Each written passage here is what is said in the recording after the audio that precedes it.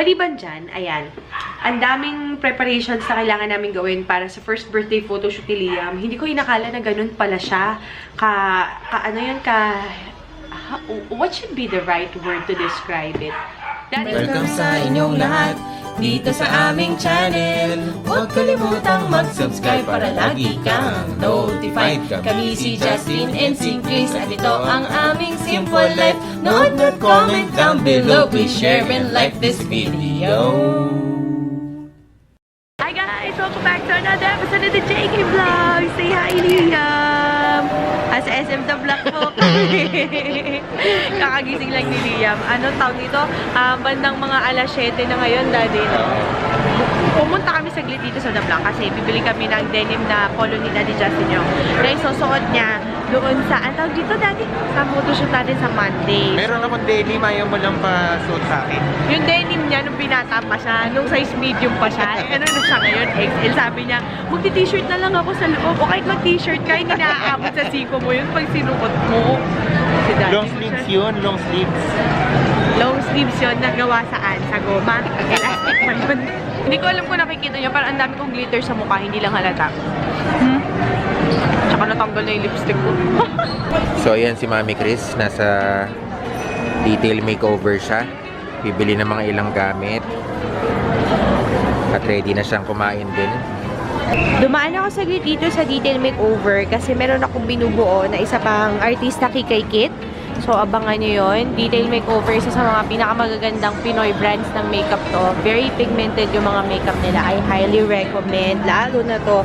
Para siyang yung Juvia's Kememe. Ano nga tawag yung Juvia's Palace ba yun na palette? Basta maganda siya. So si mami niyan, busy bumibili ng makeup. Nihintay lang namin siya para after nagkakain na kami. So gising na ako, no? So si Liam gising na. Ito, ready na siya na maging parte ng ating gabi. Actually, katulad ng sabi kanina ni Mami Chris, 7 o'clock na. Kasi nagpunta akong Divisoria kanina. Namili ako ng mga kakailanganin namin para sa photoshoot ni Liam. Ang plano, 2 o'clock lang, uuwi na ako. Unfortunately, dahil mahirap kasi orasan yung Divisoria kung naghahanap ka talaga ng mga specific na gamit. Ayun, yung 2 o'clock, nakauwi ako sa bahay, halos magsi-6 na. At medyo nahirapan ako hanapin. Kasi ihanapin yung mga kailangan namin at hindi pa yun yung gusto talaga namin. Kaya medyo nandito kami para bilhin yung mga kulang. So nandito na kami sa Bunny Kitchen dahil si Mami Chris nagdumaan pa siya sa Watsons dahil may Watsons na malapit. Para maka-order na ako, para may pagkain na. Nag-order na kami kagad ni Liam, nauna na kami. So si Liam, ayan, kay gising pa lang. Pero hindi na natin kung kakain siya ng bread ngayon. Kasi pag gabi, magla-last meal pa siya bago matulog. Tapos tututbrush siya na. Pero ngayon, since way past his bedtime, hindi ko alam ano yung routine niya.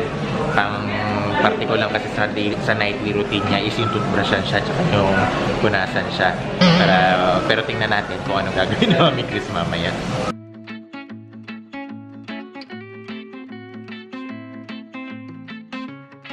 Nagpunta ako sa Watsons saglit. Ayan, diba? Swatch Fest! Naghahanap ako ng parang dupe ng Charlotte Tilbury na Pillow Talk.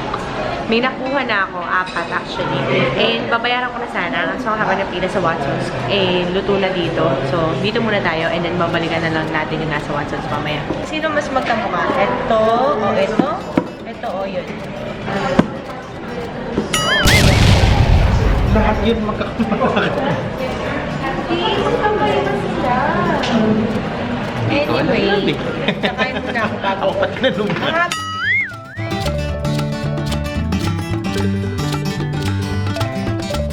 I badly need something hot kasi ang lalamunan ko medyo makati. Dali na flavor nito. Barbecue pork. Kaya pala may ganyung lasa siya. Lasang Worcestershire.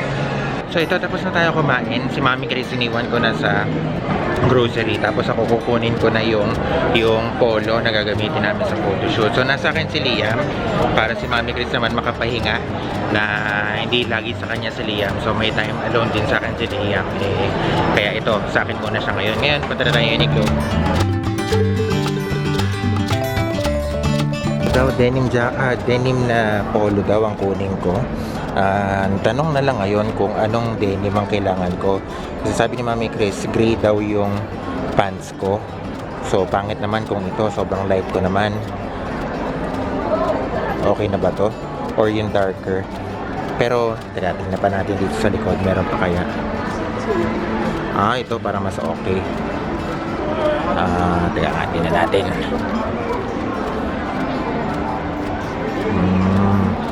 So, ito na lang kunin natin. So, bilhin na natin to ngayon para mabalikan na natin si Mami Chris. So, sukat na natin siya. Tama nga, XL yung kunin natin. So, bayaran na natin to ngayon para mabalikan na natin si Mami Chris. Nandito si Mami Chris sa Hypermart. So, habol na tayo sa kanya para makatulong sa groceries. So, ito, nandito na kami ni Mami Chris. Nakita ko na siya. Ito, bumibili siya ng mga cereals. Subukan ko. Oo nga, no? Parang sarap tingnan sa ano. Ganun package. Ang mahirap lang kasi sa Pilipinas, walang berries na masasarap. Tulad ng mga blueberry. Diba pang berry? Strawberry lang yung parang widely available dito sa Pilipinas. Oo, strawberry. Yung ibang berries, wala. Tara, maghanap na tayo ng masarap na soy milk. Para pang madali ang breakfast, love, kuha tayo nito. Kaso, pag nakakita ko ng ganyan, yung may, parang coated. Ang taas na sugar nito. Oo nga, yun lang. Tingnan. Let's go back kay Fitness. Bagong packaging siya. Tingnan niyo yung sugar niya, 15 grams lang. So, kahit papano, half nung nandun sa kanina. Alam nyo ba, may gusto akong bilhin dito sa grocery na hindi ko nabibili kasi every time na nagpupunta ako, nakakalimutan ko. Ay ang tokwa! Ayan. Gusto kong patikimin si Liam ng tokwa, yung ganito. Para sa mga araw na hindi ako nakakapaghanda ng pagkain, magandang alternative to. So, kukuha tayo na isa nito at saka maghahanap pa ako ng isa pang pwede nating bilhin. Dalawang klase siya, soft pala, tsaka isang firm. So, kuha tayo, tig-isa. Kakareklamo lang ni Daddy na wala daw berries. O, ayan. Kuha tayo nito, mixed berries. Kasi mukhang mura lang siya, 159. Tsaka, strawberries! Daddy! Thank you! Kakanood ko kay Erwan Yusuf. Ayan. Gusto ko na ulit bumili nito. I don't know if I should try it. Pero kasi, subukan natin, love. Gusto mo? So far, ito yung ating grocery. Medyo marami-rami na rin siya. Si Mami Chris, finishing na lang ang kanyang mga kinukuha. Kuha na lang siya ng tinapay.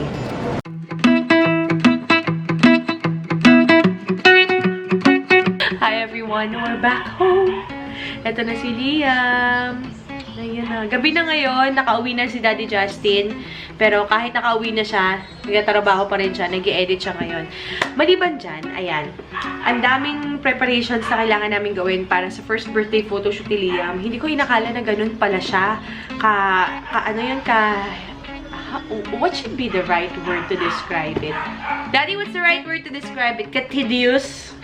Sobrang andaming hectic. Sobrang andaming mga abubot na mga kailangan nating bilhin, mga kailangan i-prepare. Ayan. Anyway pala, we're very grateful kasi si The Concept Studio ang magsasponsor ng kanyang first birthday photoshoot. Actually, dalawa yung magiging first birthday photoshoot niya. Isa with The Concept Studio and isa, of course, kay Madam Mitch. Pero ito, yung The Concept Studio na photoshoot namin tomorrow. Diba, anak? This was sponsored by The Concept Studio and dahil din po ito sa wife ni Sir Eruption. Hello po, Madam Rona, if you're watching. Ayan. Kasi nakita niya ata yung IG story ko na naghahanap ako ng magandang venue para sa photoshoot. And then, she hooked us up dun sa The Concept Studio, yung owner nun. So, sabi nila, they are going to sponsor us. Naku, nakakaloka kasi they're very generous and I'm so happy. At dahil dyan, hindi na lang po nakita pero nag-impake na ako. Hindi talaga ako magaling mag-pack with me na mga videos kasi laging I always put something in that I don't need and then I take stuff out so it's not gonna work for me. I'm just gonna show you what's inside the bag na gagamitin namin for tomorrow and also yung mga outfits namin para sa photoshoot bukas. So, are you ready, Liam Boy? Ready na ba si Liam Boy? So, ngayon, isi-share ko pala muna sa inyo yung mga damit na isusuot namin ni Justin bago yung mga damit na isusuot ni Liam, ha? Do you remember this dress, anak? This was gifted to us by Ninang Pam. Ito rin yung sinuot ko doon sa aking maternity shoot. So, isusuot ko siya ulit kasi may isang shot si Liam na magsasmash the cake siya na nakaputi. And I want to join him. Gusto ko ng mother and son moment habang nagkakalat si Liam doon sa kanyang magiging set bukas. So, ito ang isa sa mga outfits ko. And then, another one is this one. It's a denim romper na I got sa SM. Ang cute, oh, diba? Pero dahil malalim ang kanyang, alam nyo na, hinaharap, I'm going to be wearing a tank top. This one is from Forever 21. Tapos, terno-terno kami dito. Magiging all denim tayo sa ating family photoshoot. At bakit nakasimangot yung bata yun? Hintay siya. Ah, mami, ang tagal ng explanation. So, ayan. Si Daddy Justin yung eto naman yan sa kanya. Long sleeves na denim na we got sa Uniqlo. Medyo mahal ang, Daddy, ang long sleeves ni Uniqlo. 1.5 to kagad. Nakakaloka. Pero, para terno-terno kami. Ayan. And then, si Liam kasi, magkakaroon siya ng tatlong themed na photoshoot bukas. So, isa yung smash the cake, isa yung family photo, at saka isang parang creative shot. Yun. Tapos, nilagay ko na sa ziplock yung mga isusuot niya. So, ito yung suot ni Liam. All denim lang to. Andito na yung shoes niya. Hindi naman madumi yung shoes niya, kaya sinama ko na sa ziplock. At saka, ayan. May nagbigay sa kanya subscriber nito. Pang 6 months pa niya to eh. Pero ayan, isusuot namin sa kanya. Para alam niyo yun, yung parang terno kami ni Liam. Meron siyang onesie na white sa loob. Tapos, eto naman, galing sa Ninang Pam niya, denim shorts. Tapos, ito yung binili namin na shoes. Ito yung susuotin niya. Na hopefully, sana kasya pa sa kanya. No? So, that's his outfit number 1. Another outfit is this one. Ayan, ito. Tapos, ito naman, ito yung kanyang magiging parang sa creative shot niya. By the way pala, outfit number 2 is just gonna be this plain onesie. Kasi magsasmash the cake nga siya, so magkakalat siya doon. So, bago niya gawin yun, isusuot muna namin dun sa isa sa mga family photos na gagawin namin. So, this is the third na pala. Yung para pang creative shot niya. So, meron siya ditong long sleeves na, Daddy, what do you call this print? Basta ayan siya. Yung black, checkered ba yan? Let me know down in the comment section na ako magaling sa mga ganyan. Tapos ito, hand-me-down to kay Liam na shorts na sobrang gamit na gamit namin. Sasuotin niya rin. Tapos magsasuot si Liam ng bowtie! Diyan! Magpapabowtie tayo. Oh, magbabowtie ka. Gusto niyo bowtie? Ayan. Tapos, nagpabili ako kay Daddy Justin ng suspenders sa Divisoria. Mura lang to, love, no? Magkano to?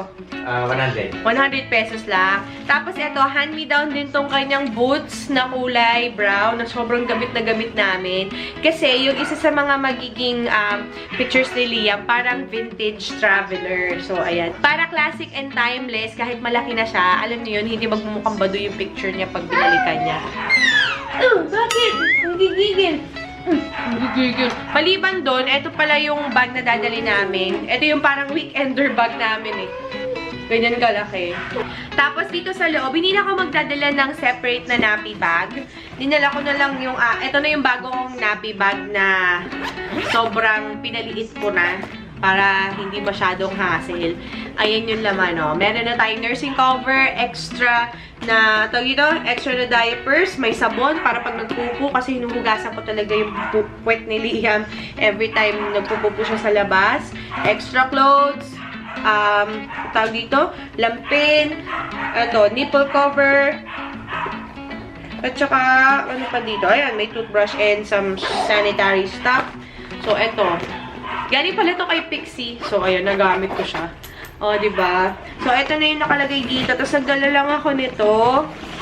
Ayan. Para kung magpapalit si Liam. I'm gonna be bringing extra clothes just in case lang na kailangan pa. Pero, ito, pang emergency purposes. So that's everything inside the bag. And I'm very happy and excited for tomorrow's photo shoot. Si Anna will be joining us tomorrow kasi si Ate Ana ang magpapasaya kay Liam. Alam niyo naman si Ana. Basta nandyan, tawan-tawa tong batang to. So that's it for today's video. I will be doing a separate vlog talking about our preparations para sa celebration of first birthday ni Liam. I hope that you guys watch that, okay? Just give me enough time to film it. Yun lang. So far, natapos ko na naman lahat ng aking mga deadlines. May isa na lang ako makeup tutorial na kailangan gawin. But after that, I'm going to talk about Liam's first birthday! Yay! So that's it for today's video. And hopefully, we'll see you again tomorrow. Bye!